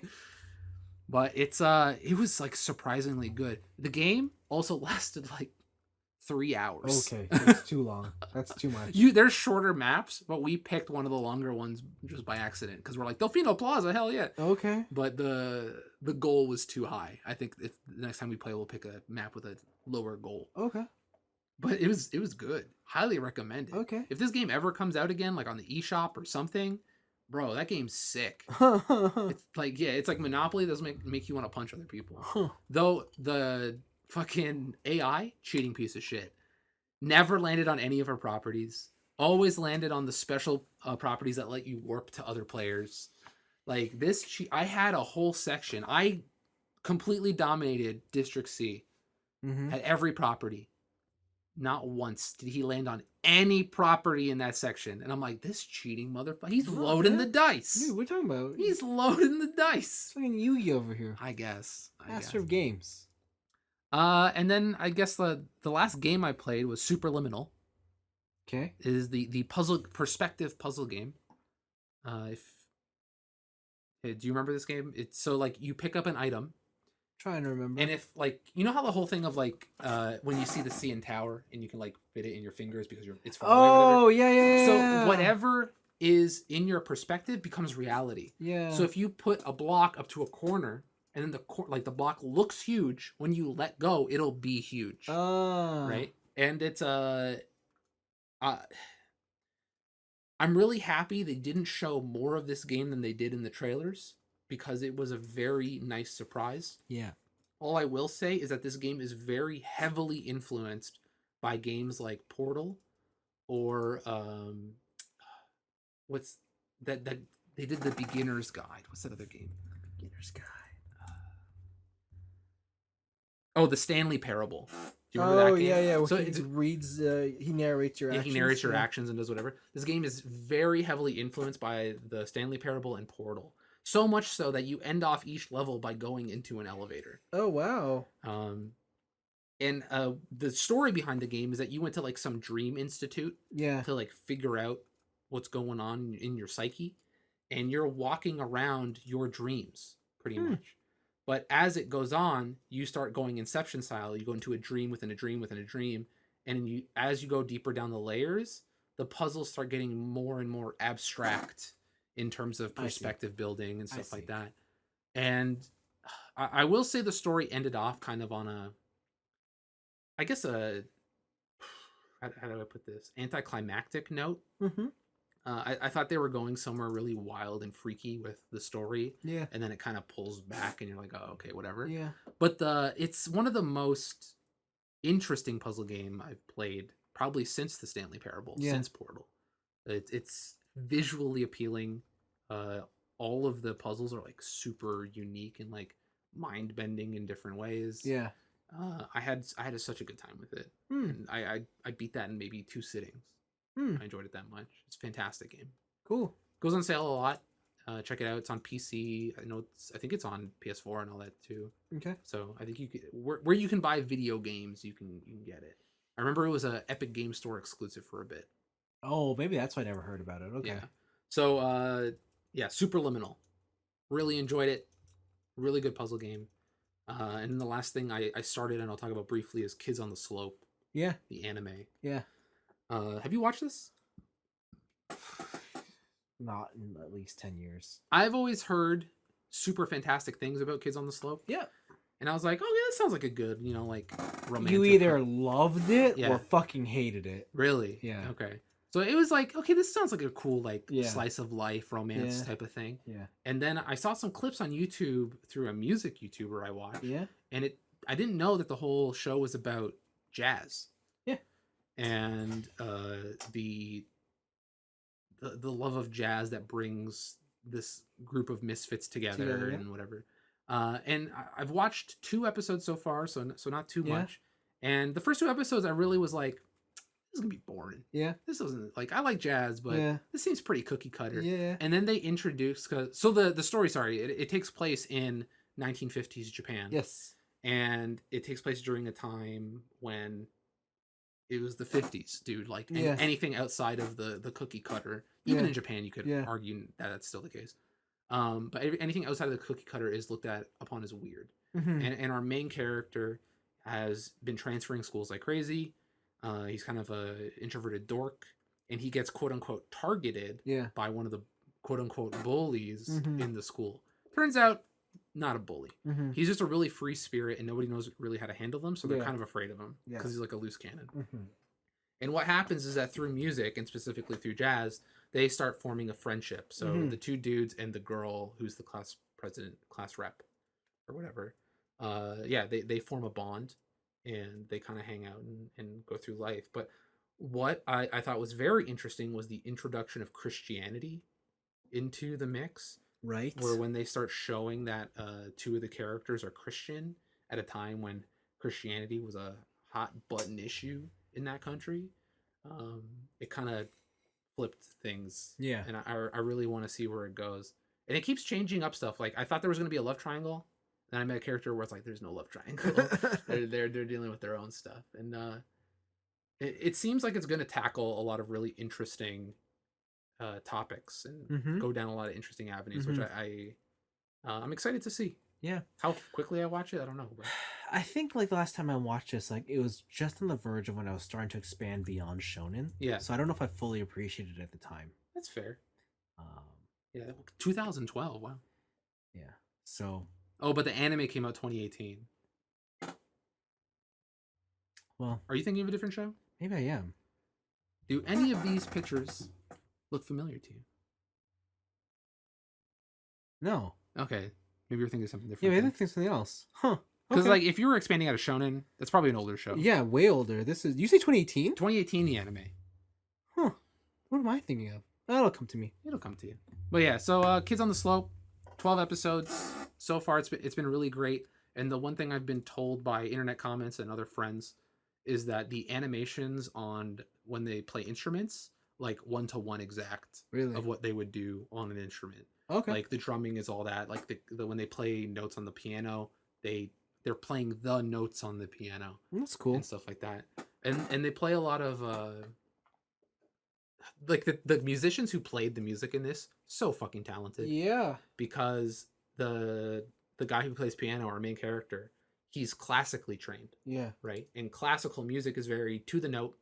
It is, you play it in this set way, and that's how you play it. Yeah. But jazz obviously is more free flow, whatever. And so when he plays a jazz tune for the first time on the piano, he plays it stiff. Like there's no swing, there's no nothing. And I'm like, oh shit, they even did that. They went that far. So it was really cool. I really like it so far. Neat. So we'll see how it goes. Wicked. And that's been my week. Cool. I'll go pretty quickly. I played the demo for Ghost Runner. I bought that game. Oh, you bought that game? Yeah, it was on sale. Yeah, it was. That's why I played the demo. Yeah. Yeah, that's like Mirror's Edge with a sword. Yeah, it was sick. It was pretty cool. That game has in the graphic settings, it has like it says like a minimum entry, but like to run on ultra, like it does like full race racing. Mm-hmm. It doesn't not happening. No. Ah, damn. It's like one of those things that's like you can run it, but I feel like this is the type of game that would super benefit if you had like running like 150 frames per second. Yeah. You had 230-90s. Yeah. And okay. Yeah. So I was like, okay, maybe. Can it run Ghost Runner? Yeah. So, but it's cool. Ghost Runner's pretty cool. Yeah, I like that game. I like the demo from what I played. Yeah, I didn't really. I guess it makes sense that you die from one shot on and everything. But yeah, the demo is pretty cool. It's fast. It's one of those games that like, if I had the focus and time to sit down, I'd probably really like it. Yeah. But it's just one of those things where it's like, I don't feel like playing it. That was me with Super Meat Boy. Yeah. Because Super Meat Boy is the same thing. You get hit once, it's instant reset to the back of the level. You go through it. And like, I really had to sit down and learn Super Meat Boy. Yeah. And so that's what the experience I'm hoping to get from this game. Yeah. There's something about the whole, like, I think you can like freeze time and strafe midair in Ghost Runner. Yeah. I didn't quite understand that when they were doing it. I didn't realize if you hold the button, you just keep going. Yep. So I just kept tapping it, and then it took me a while to understand that. There are some Ghost Runner speed runs where they mess with that stuff. And yeah, it looks sick. So I'm like, oh, this is one of those games that'd be super cool if I really dedicated myself. Did you get to the end of the demo? I didn't. No. So there's a mechanic after that where you get like a fucking laser whip. Oh no, I got that. Yeah, and you go swing, and you go swing, and you can like swing to wall jump to whatever. Yeah, it's pretty cool. Yeah, so it's cool. I understand the appeal. Wicked. It seems pretty wicked. But I ended up playing Battlefield 5 a lot. Oh yeah, I can't believe you bought this. You could have bought $5. Dude, you could have bought Cookie Clicker for $5. We want to talk about a game that my PC can't run. Cookie Clicker? Battlefield 5. Oh, really? I cannot. Like. Oh no. Like it's one of the games where it's like you're running this shit at 30 FPS, buddy. Oh no. Like good luck. Oh no. But Battlefield 5 is Battlefield, and it's pretty fun. My issue is that there's just so much that you have to understand and learn, and I just want to get in and play. And like you can do that, but I feel like it's such a disadvantage because there's so many guns, and I don't know what they do. And you can mod every gun, right? Yeah. And it's just one of those things where it's what gun goes pew pew the best, Vince? It's not Tarkov. I don't know. And then there's all the classes, and each class has a subclass, right, with their own specific traits. So it's a lot to learn, but I just tried to focus it really hard. So I picked Medic. That's all I played in Battlefield 2. That's the class. That is the class because everyone dies and you revive as a second, and it's great. They usually have some of the best guns too, like to offset their support. Medic only has SMG. That sucks. And bolt action. In Battlefield 2, they had like one of the best assault rifles in the game. Yeah, see, like the assault class has all the best guns. Also, defib. Do they have defib in this game? No. What? No, but you can heal other people from a distance. That's cheating. Like if you're over there, you'd be like, and you can see they're dying. You can literally just throw them a magnetic health pack. What? And their health goes up automatically. That's bullshit. Yeah. Ugh. So you just go around spamming 3, and everyone is always healing. Oh, my favorite was sneaking up on a sniper in Battlefield 2 and defibbing them, and then on the kill thing it says defib. But yeah, I've been having fun with that. The gunplay is it feels good. It's just it's hard. Some people are just fucking snipers. People have been playing Battlefield since 1942. Jesus. So, but I got my first knife kill. Nice. It was so good. Like I knew there was a guy sniping. Do you still collect dog tags when you get a knife kill? You do. Nice. And you're like, that's mine. So it felt good to like just knife someone in the back. Do you know if they still have dog tag knives? I can't remember. I should look that up. But they should, because now they have like charms for your guns. They have custom paint schemes and stuff. So I would be surprised if they didn't, but they should. They should have it. All of which is to say, Battlefield is Battlefield. Like the premise hasn't changed. Like you're playing the thing where you capture points to kill people so that their tickets drop so they can't respawn anymore. Like that is the Battlefield loop. It's a lot of fun. It's very hectic. And yeah, you do need a pretty beefy PC to run it at a decent setting. I'm having lots of fun, but again, I only bought it because it was cheap. Because it was $5. And I need to warm up before 2042 comes out because I really want to play that one. Because as much as I like... No. Oh, maybe it was only 2142. With the what? So in 2142, if you got 100 knife kills, you permanently got a knife that was like fucking decked out in like space shit, and then you always had a dog tag on it. Oh wow! So it's just like you're the knife kill master type of thing. I'm sure they must have it eventually. I'd be surprised if they don't. But yeah, Battlefield. Like I don't know about you, but World War II doesn't interest me. Neither does World War One. Yeah, I tried to get through Call of Duty World War II.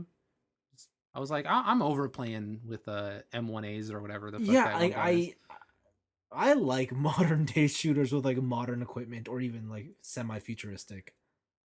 I could semi-futuristic or futuristic is like hit or miss for me. Yeah. I like magnetic healing sounds like bullshit. Like I do really like throwing down a med kit.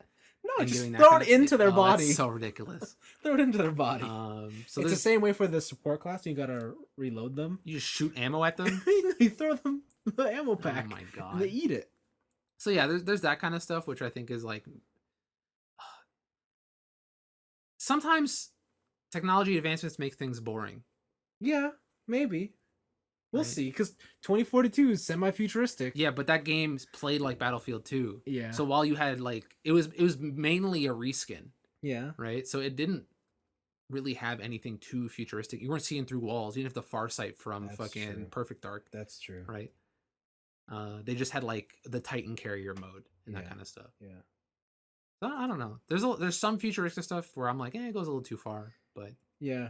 But I don't know. I'd still rather play modern future guns over. Oh yeah, 100%. Yeah, 100%. Like that's where I'm at now, and it's tough. And it's tough because like I really want to play the next Call of Duty, but the next Call of Duty is World War II. I think for me, I'm just over it. Like I played so much World War II things when I was younger, to where I don't know if there's any amount of time where I could take a break from that stuff. It's like the same reason I don't play Dynasty Warriors. Yeah. It's like, oh, I beat the Yellow Turban Army. Like I did it. You can beat them again. I could beat them again in nicer graphics. It's Yeah. like, I'll still play a Muso game, but I'm just not going to play that Muso game. Okay. Yeah, no, I don't know. Because, yeah, like, I don't know if you've seen videos on the new Call of Duty Vanguard. It looks nice. That game looks cool. It looks like Call of Duty. Me and TJ were watching it the other day, and it was just like, yo, you can bust through walls like Siege. Hell yeah. Like, that game looks pretty awesome, and it has, like, climbing. Cool. Yeah. We'll see. Is it World War II? Yeah. Oh, that sucks, bro. I don't know what to tell you. I don't know. I still kind of want to get it, though. All right. I don't know. We'll see. Who knows? I feel like it. You got money to spend and time to burn. I'm feeling spicy. Spicy. Well, I'm just trying to think, like, what other holiday games am I excited for? And I couldn't come up with one. GTA 5 for the PS5. That's next year. Yeah, actually. that's next year. So, yeah. Alan Wake remake. No. I think it's just Guardians. It might be. And I don't even know if I'll buy that at release. Anyways, yeah, so I've been playing Battlefield 5. It's been fun. It's been a lot of fun battlefielding. Nice. And then I watched a bunch of stuff. So I rewatched Promar. Oh yeah, I saw you guys watch this. I watched the sub. Watched it with TJ because TJ hadn't seen it. The sub's better. Sub is better than the dub? Yeah. Bro. What? Yeah, the sub's pretty interesting. That movie is still. So I guess we can agree that the initial D dub is also better than the sub at this point. What? Why? Huh? Because the initial D dub is sick. No. And now that we've established that you like dubs more than subs. I said the sub is better. Huh? I said the Promar sub is better. I thought you said the Promar dub is better. No, the sub is better. No, okay, no. I misheard that. Sorry, maybe I said it wrong. But yeah, the sub is better. Anyways, yeah, no, Promar is Promar, and it is just as hectic as you remember. Nice. Like, from the get-go, that movie is wild. Yeah, and it keeps breaking. It's like, is the movie gonna end? No. Is the movie gonna end? No. And then it just abruptly ends. And then it's like, hey, this is the end. Wait, what? Yeah. So, but it was fun. It was cool. It was wicked to see. So that was fun. The big thing I watched this week though was I went to the movie theaters. What? Yeah. Watched the Shang-Chi. Oh, Marvel's you watched Shang-Chi featuring Tony Leung. Yeah. That's the one. That's the one. Man, all my friends that are girls in our one group chat, just like, man, Tony Leung's such a dilf. Oh, really? Yeah, they're just like, damn, I didn't think he was hot when he was younger, but what a glow up. He's the star of the movie. Really? Straight up. He's the best part of the movie. If I had to, like, I won't spoil anything, but movie's actually really good. I was surprised at how much I liked it by the time it was over. It was wicked. Did so like the representation portion didn't feel pandery like the other movies did, like Mulan and stuff like that? So the representation question is a bit interesting. Like, and I have the same feelings with this movie that I do with Black Panther. I don't know if I would call this representation in the way that I think we want it to be representation. If that makes any sense. Bro, all Asian people do kung fu. I don't know what you're talking about.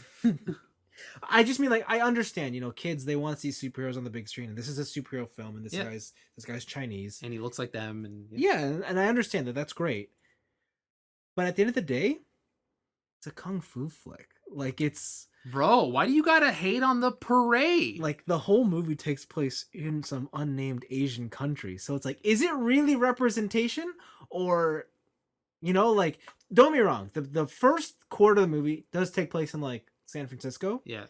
But because it only centers around Asian people and their lives. Yeah. Like, it doesn't even center on them how they interact with other cultures. It's literally just Asian people. So it's hard to really pull the representation card as a fair topic here. And like I said, it's the same way with Black Panther in that like that whole movie takes place in Africa. Like, is it really representation? Or like we had the same thing with Luke Cage. Yeah, like Luke Cage is just a very specific group of black people in a very specific city. Yeah, so it's hard. Like, but I understand the argument. Like, you got to start somewhere, and if this is where it's starting, great. I think it's a good move. There's a lot of other characters or actors in this movie that I did not expect there to be. Okay, like Ronnie Chang is in it. Ronnie Chang's in this movie. Ronnie Chang is in this movie, and he's awesome. Nice. There's a big spoiler who's in it. I'm not gonna say who. But they were a very welcome addition to the cast. Yo, but how's my girl? How's my girl Aquafina? Oh, I thought you were gonna talk about the other one from Crouching Tiger. Who's her? I don't remember who she is. TJ, what's her name? Because I didn't like Crouching Tiger. The lady. Yes. Her real name. Oh, I don't remember her. The actress. Oh, Crouching Tiger and Dragon's gonna kill me. She's very famous. Sure, I believe you. She's in it. Yeah, but that's not Aquafina. And she's the character that does the wire fu. Then I hate it. I hate her character. It sucks because wire fu's trash. Wire fu is trash, but I will concede that in this movie it's not really used. It's very sparring. Yeah, and they use it for a specific reason, which makes sense. All right, okay. So that's okay. But no, it was really good. You can 100% tell it is Jackie Chan's stunt team who does the fight scenes because it's good and it's fucking awesome. Nice. Except the final fight sequence. Oh no! What happened? Because the final fight sequence is less about kung fu and more about the journey. The CG. Oh god. The CG power of the 10 rings. Terrible. So like, just bear that in mind. Like the first 2/3 fight sequences, fucking awesome. Did you like Rush Hour 2 when they're fighting on the bamboo structure? Hell yeah. You will love this movie. Chinese bamboo, very strong. You will love this movie. Bro, how you gonna sell me a big box of grease? Come on.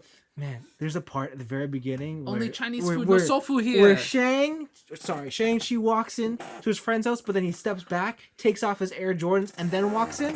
If that ain't representation, I don't know what it is. The fact, you know how I know that's not representation? Oh no. You know how I know? How? Because he stepped into the house. No, he didn't. His foot went over, it never landed. He crossed the line though. He crossed the line. And that's how I know that this movie is not representative. But yeah, it's good. Awkwafina's good. She does get upstaged by someone else though. Tony Leung. No. No. Tony Leung is the star. So I love the movie. One big criticism. Okay. The hero character is probably the least interesting thing about the movie. Nice. Everybody else, wicked. Okay. All right. Especially his dad. Like, this literally should have been... What is the dad's name again? Does he have a disappointed dad who wants him to be a doctor? He has a disappointed dad, that's for sure. Okay. But I don't know if he wants him to be a doctor. All right. It's funny because like this exact... So this is like a kind of a tangent, but there was a magic set that came out. It was basically Harry Potter. Oh. Right. And there's a character in that magic set who's into the lore, who's an Asian wizard. Yeah. Who has a disappointed dad. And everyone in the magic community was like, that's racist. Yeah, I remember that. And they were like, that's a stereotype. And now that it's in this movie, they're like, this is fine. Yeah, like this movie is definitely...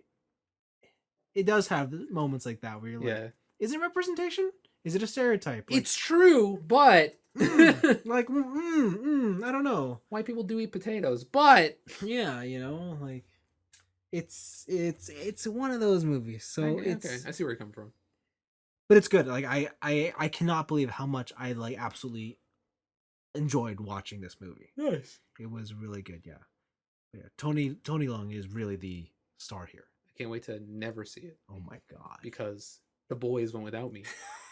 Hold on. You were the only one who went. Yeah, I was the only boy who didn't go with somebody. Why didn't you go with Thing? Huh? With Blaven? Yeah. I think he was in Scarborough when he saw that shit. Or wherever he goes. I think but he asked us to go. I did, and I said I want to go. And then he went without me. Because I immediately said I couldn't.